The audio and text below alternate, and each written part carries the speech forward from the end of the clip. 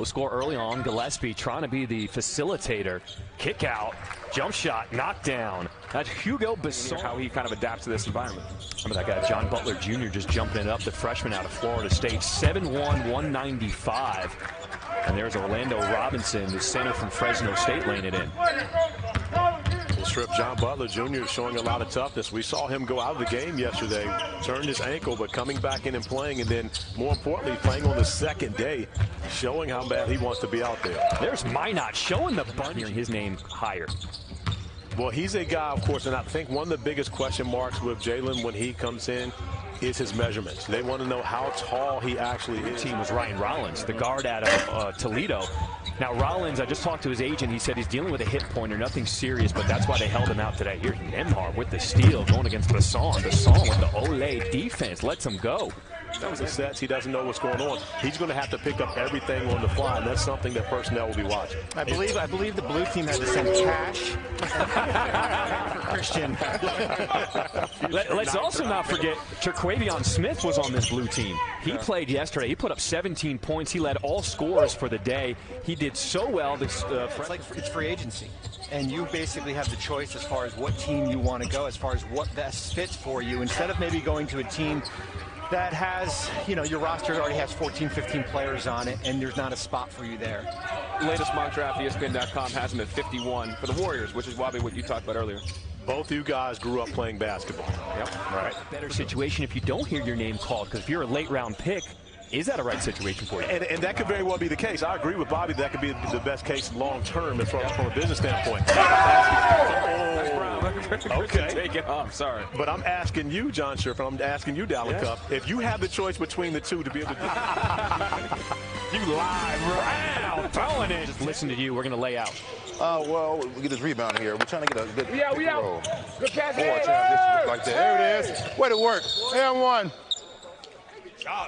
Way to run. Full weak side. Hands. Good contest. Get a shot. Come on, Chris. It's kind of like you coaching against a guy that you coached yesterday. He was on your team. Now he's coming out getting buckets again. Yeah, he is. Good shot. Back at you, Christian. And that's what they're doing. Now, for some of these guys, it's been a long week. They've been here since Sunday, Monday. How do you keep that into account in terms of minutes and making sure everybody stays fresh? We try to keep them fresh. During our practice time, we don't do too much. So there's a lot of guys, like the big versatile forwards that can play 4, 3, 5 at some points. Just trying to be a Swiss Army knife. With your father, or did you not even look at it from that standpoint? Yeah, no, at the end of the day, Jalen always speaks very positive about Duke. You're a theoretical kid when you're growing up. And one thing, I'm going to take a piece out of my dad's book. So growing up, my dad always developed the ball handling, the guard skills, being able to shoot at a young age. Personnel look at as a negative that he went to play for his dad and averaged 12 points per game and didn't necessarily have a breakout year. I think it's harder to go play for your dad. I mean, that's the challenge there, as kind of being under that microscope as far as trips to the playoffs, got to the conference finals, conference semifinals a couple times. But Darvin Ham is an intriguing candidate to people. He's been really close on some jobs. It's just a matter of time until he's a head coach. We'll see if he can break through here with the Lakers or perhaps even Charlotte. And one of the things you mentioned, we were talking about Terry Stotts as a great offensive-minded coach. When you think Charlotte Hornets, do you think they go the other direction because defense has been such a struggle to them? Do they look for someone who needs to be more of a defensive-minded coach? It's certainly consideration. You look in this process, Mike D'Antoni is a serious candidate in this process. Certainly, this was I think the best offensive team in the league this year. For a few years, the last few years, he built that into his staff, and I think anywhere Mike D'Antoni goes, that's the case. But I think Terry Stotts, there's no perfect coach. There's nobody who checks every box, but you look with him, Borrego did, I thought, an outstanding job in Charlotte.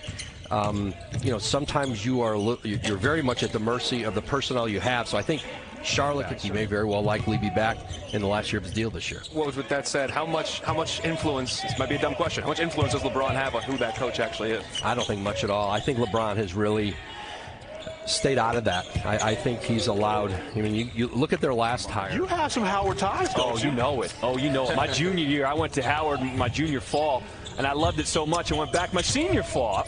I would tell you this. I got my degree from Dartmouth, but I got trained at Howard, so I wouldn't be up here without Howard. Yeah, definitely got some wins. And I hope these mid-majors can survive.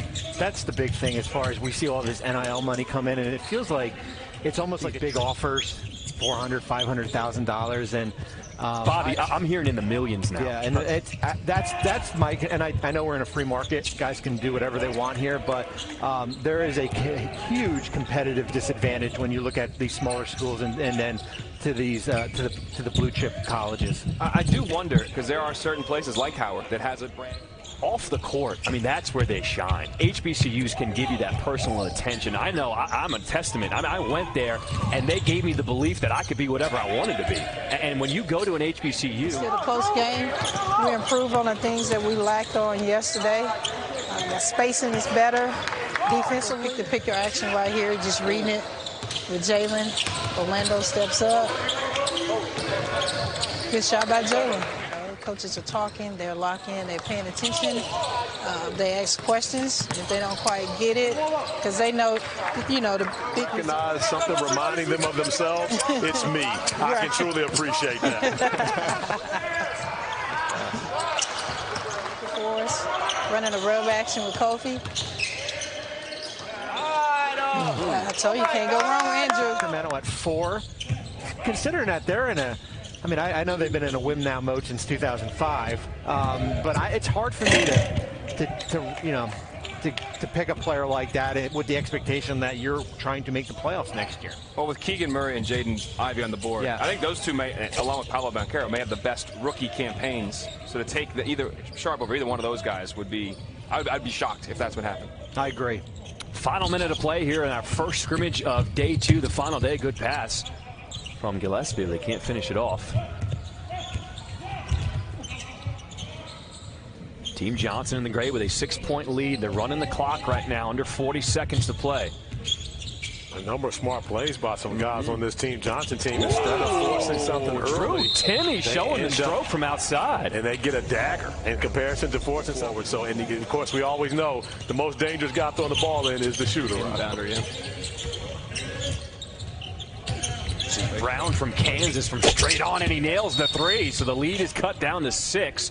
24 in these games. But no guy didn't have a chance to improve his stock. And I'm wondering why he cut his hair if he's not going to play. The mullet was gone. I was shocked. Yeah, he was almost unrecognizable. Right. I mean, again, you don't know who he is without the mullet. So that'll do it for game 1 on day 2. Team Johnson, they will pick up the win, and for their 2 games, they will go 1-1. And Team Weaver, with the loss, will fall to 0-2.